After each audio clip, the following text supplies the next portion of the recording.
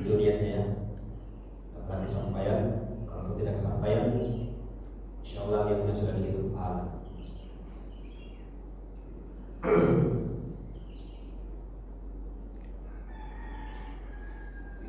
Jadi kalau Al-Fatihah kita selesaikan misalkan dalam akhir-akhir Ramadan ini, maka Ramadan berikutnya berarti kita sudah bisa masuk surah Al-Baqarah.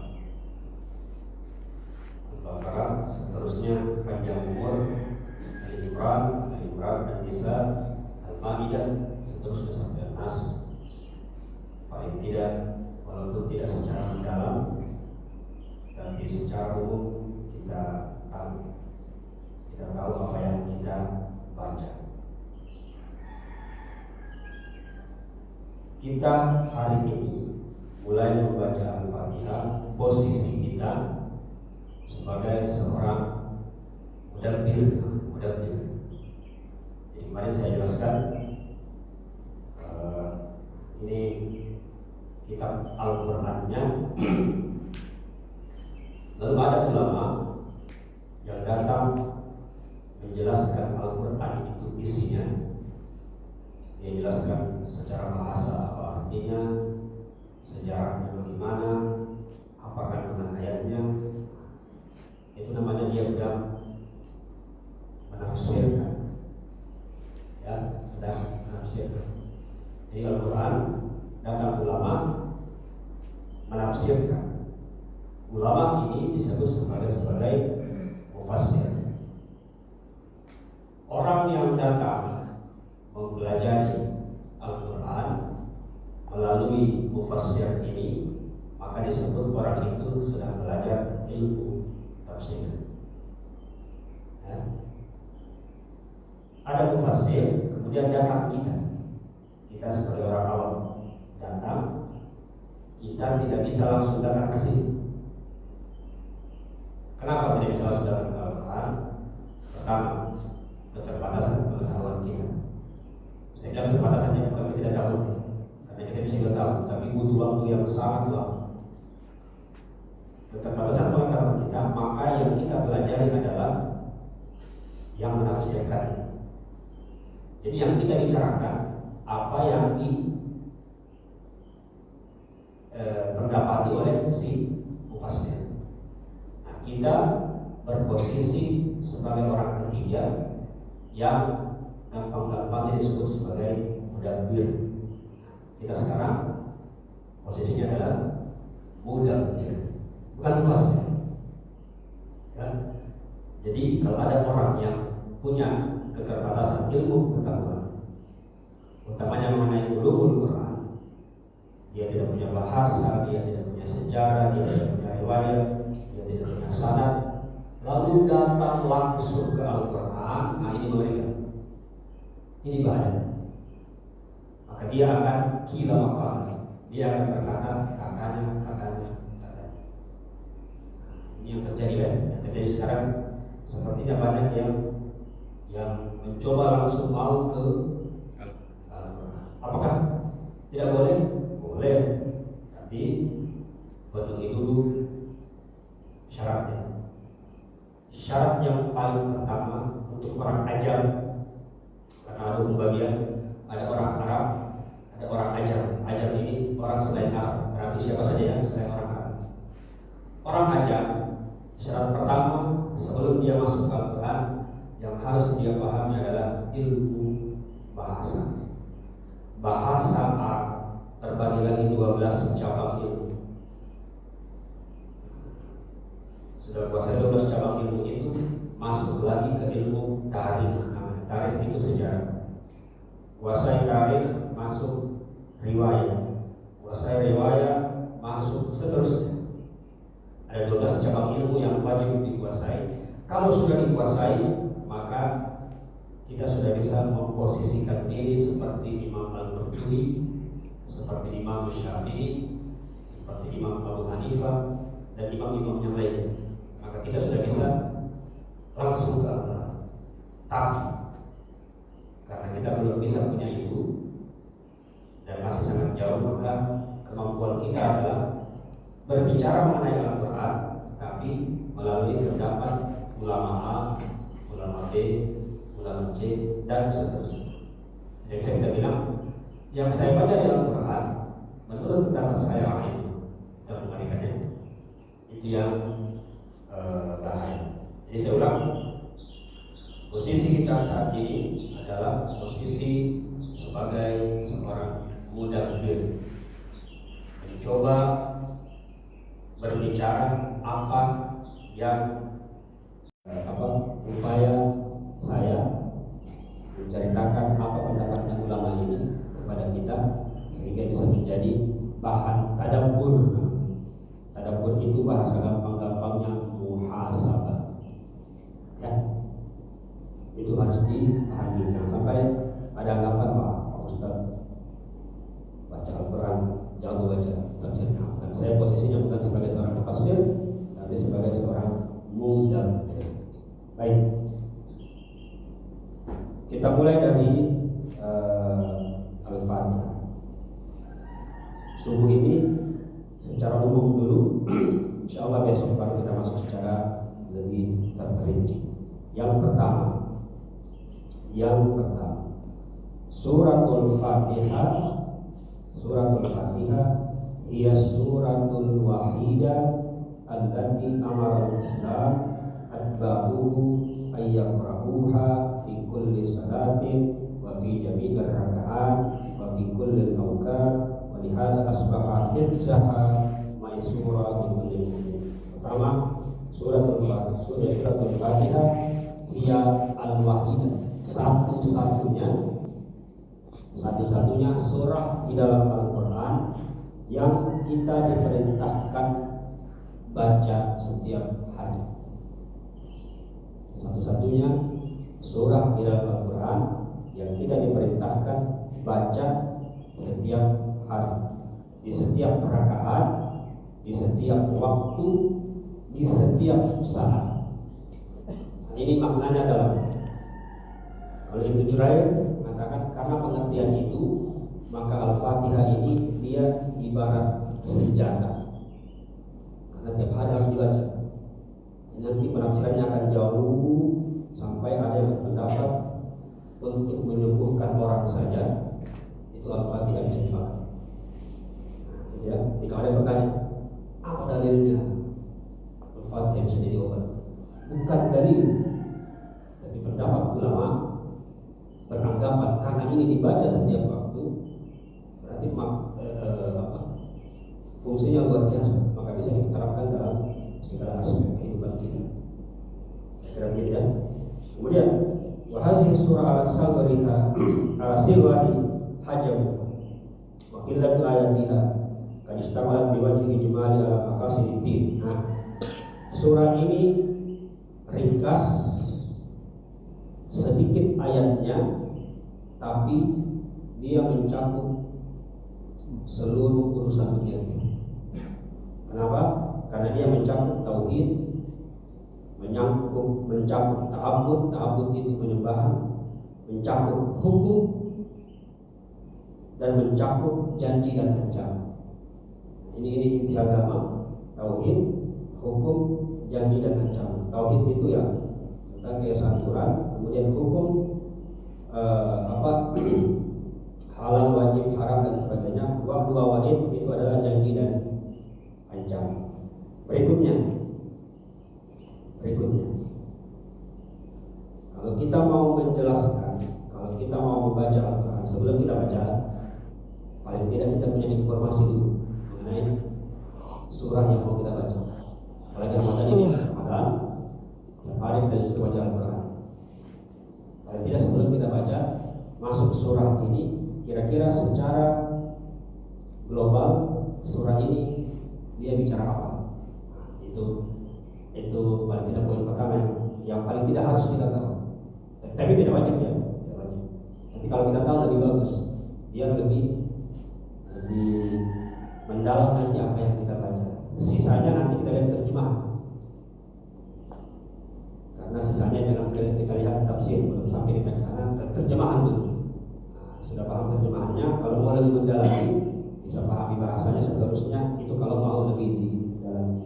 Tapi poin pertama sebelum kita baca salah satu surah dalam Al-Quran, paling tidak secara umum dulu tahu secara global, oh surah ini maunya apa, oh surah ini maksudnya apa. Seperti surah Al-Baqarah. Surah Al-Baqarah secara arti itu artinya sapi.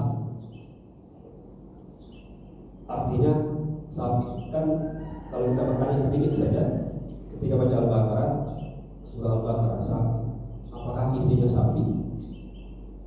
Memang sapi isinya. Al-Baqarah ada peristiwa di mana umatnya Musa disuruh potong sapi, tapi banyak bicaranya, akhirnya terjadi hikmah di sini. Nah, itu yang dimaksud secara umum ini secara umum. Yang paling pertama untuk mengetahui secara global, yang paling pertama harus kita tahu ini surah itu di mana diturunkan, di mana diturunkan. Al-Quran cuma 2 tempatnya turun, walaupun ada pendapat yang mengatakan ada tempat lain. Al-Quran cuma 2 tempatnya turun. Kalau bukan di Makkah, di Madinah. Walaupun ada pendapat lain yang mengatakan juga pernah turun di Syam. Syam itu Suriah sekarang. Tapi ini pendapat yang syaz itu menyelisih pendapat yang lebih kuat. Oke, kalau bukan Makkah, Madinah. Pertanyaan pertama lagi, kalau Al-Fatihah turun di mana? Apakah di Makkah atau di Madinah? Kenapa harus kita tahu? Karena ayat yang turun di Makkah sama ayat yang turun di Madinah itu karakternya beda. Kalau di Makkah lebih kepada urusan tauhid, kalau di Madinah lebih kepada urusan kemasyarakatan. Gampang-gampangnya begitu ya. Gampang-gampangnya begitu. Ini kita bicara 5 menit saja. Jadi kita bicara secara gampang-gampang. Di mana diturunkan surah Al-Fatihah itu? Lil ijabah ala hadzal su'al naqul. Untuk menjawab pertanyaan ini kita bisa pendapatnya para muhakkik. Innar ra'yar rajih bainal muhakkikin dan ulama annaha nuzilat bi Makkah. Bahwasanya pendapat yang rajih menurut para ulama al-muhakkik minal ulama annaha nuzilat bi Makkah. Bal hiya min awail ma nuzila minal Qur'ani di Makkah. Bahkan dia merupakan salah satu surah yang pertama diturunkan di Makkah. Jadi ada banyak surah dan Al-Fatihah termasuk dalam salah satunya itu. Wakila, akan tetapi ada pendapat lain, innaha madaniyah.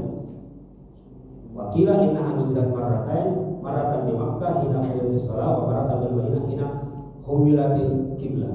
Jadi kemarin saya jelaskan waktu berbicara mengenai Al-Qadar, ketika Allah perintahkan Jibril turunkan Al-Quran satu biji itu ya, Al-Fatihah sampai An-Nas turun dibawa oleh Jibril, itu sampainya di Baitul Izzah. Baitul Izzah itu langit dunia.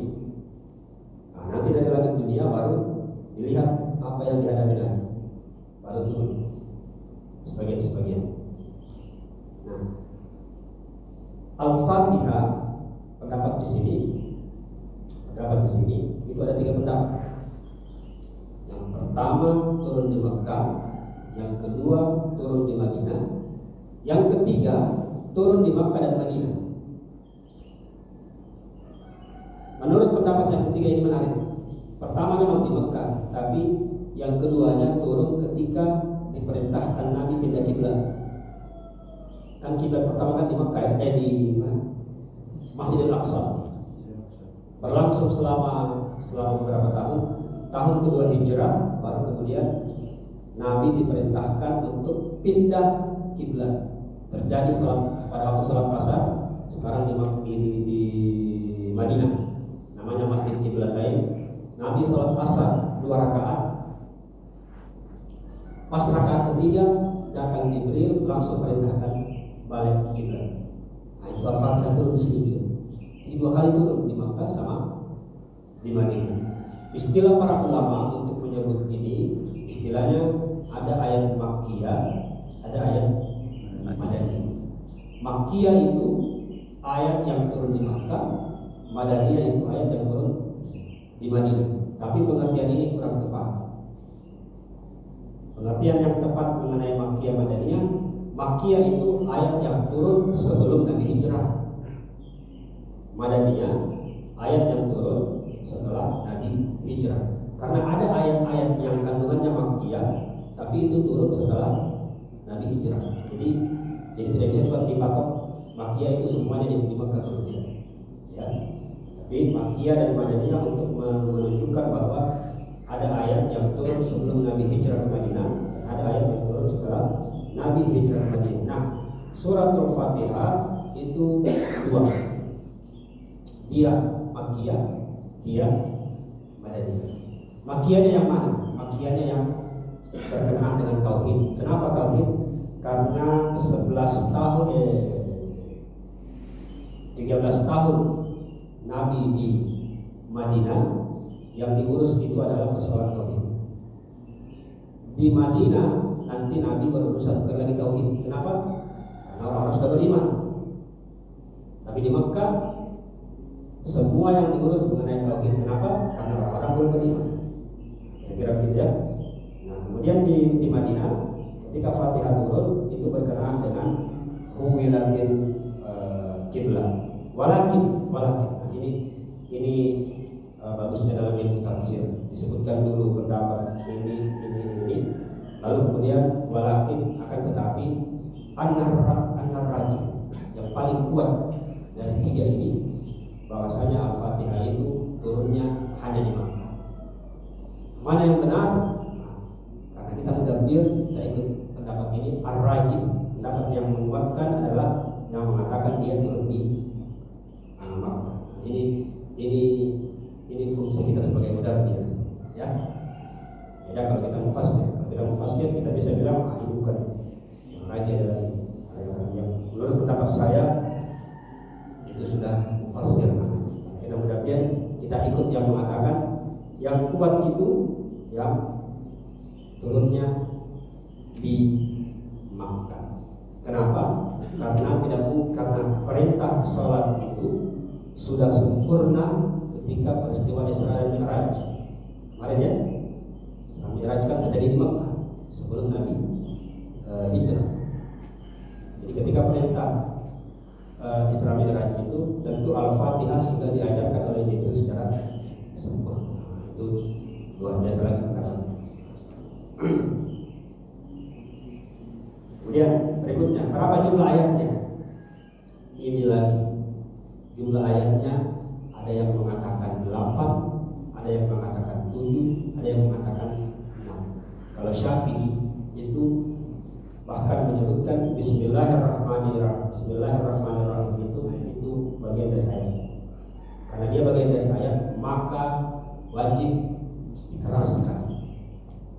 Ya, maka wajib dikeraskan. Allahu Akbar. Bismillahirrahmanirrahim. Nah, itu berarti dia Syafi'i. Walaupun dia tidak paham bahwa dia Syafi'i, tapi ciri orang Syafi'i pasti keras basmalah. Ada yang mengatakan bukan ayat, maka dia tidak keraskan. Bukan tidak dibaca, tapi tidak dikeraskan. Beda kalau tidak dibaca sama tidak dikeraskan. Kalau tidak dikeraskan berarti masih dibaca, cuma tidak kedengaran. Namanya sir. Berapa jumlah ayatnya?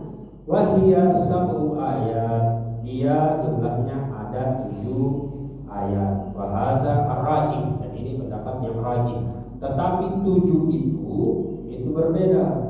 Apakah Bismillah masuk Al-Fatihah atau tidak? Atau ada yang membedakan begini. Iyyaka na'budu itu satu ayat. Iyyaka na'budu wa iyyaka nasta'in. Kita kan satu ayat. Iyyaka na'budu wa iyyaka nasta'in. Satu ayat kan. Tapi ada ulama yang bilang iyyaka na'budu itu satu. Wa iyyaka nasta'in. Kita bersatu musingkan itu pendapatnya ulama seperti itu. Yang rajih adalah yang mengatakan annaha sab'u ayat. Apa dalilnya? Dalilnya dari firman Allah, "Walaqad atainaka sab'an minal masani wal qur'anil azim." Bahwasanya kami telah memberikan kepada kamu 7 ayat yang disebut sab'ul masani wal qur'anil azim. Sab'ul masani itu disebut sebagai Al-Fatihah. Dan waqala ibaqiyah disebut juga Ar-Rabbiyah dan sebagainya. Ada banyak namanya, tapi yang paling populer adalah Al-Fatihah, kemudian juga Sab'ul Masani. Terakhir terakhir, insya Allah besok kita masuk lebih tafsirnya, lebih terperincinya. Terakhir kita bicara mengenai fadluha, mengenai keutamaannya. Ada banyak hadisnya. Saya baca satu hadisnya. Warawa Muslim wa Nasai an Ibnu Abbas qala, jadi diriwayatkan dari Imam Muslim dan Imam An-Nasai dari Ibnu Abbas berkata, bainama Jibril kad utitahuma. Suara itu bilang, beritahukan kepada para sahabatmu ada dua cahaya yang akan aku berikan. Apa dia? Walam yu'tihuma nabiyyun qabla. Dan dua cahaya ini belum pernah saya berikan kepada nabi-nabi sebelum kamu. Apa dia? Fatihatul Kitab, surah Al-Fatihah, wa khawatimu surah Al-Baqarah, dan dua ayat penutup surah Al-Baqarah. Yang mana itu?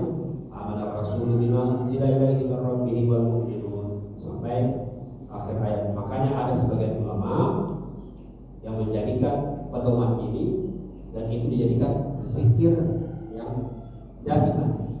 Bahkan Imam Nawawi dalam kitabnya Az-Zikru menyebutkan itu adalah zikir yang wajib dibaca ketika setelah selesai sholat 5 waktu. Ya, Al-Fatihah, Astagfirullahaladzim, seterusnya. Setelah membaca la ilaha illallah, kemudian baca Al-Fatihah. Biasanya di ujung-ujungnya ada yang baca Amanah Rasulullah unzila ilaihi min rabbih wal mu'minun. Ya, itu dalilnya mana? Ini dalilnya. Lam takra'u biharfin minhuma illa utitahu. Tidak ada satupun yang membaca dari kalian satu huruf, yang satu huruf itu pasti saya kasih pahala. Jadi luar biasa ya. Surat Al-Fatihah dan surah dan dua ayat di akhir surah Al-Baqarah. Masih banyak faedah yang lainnya, nanti akan kita sebutkan dalam sambil pertemuan yang lebih tafsir berikutnya. Jadi hari ini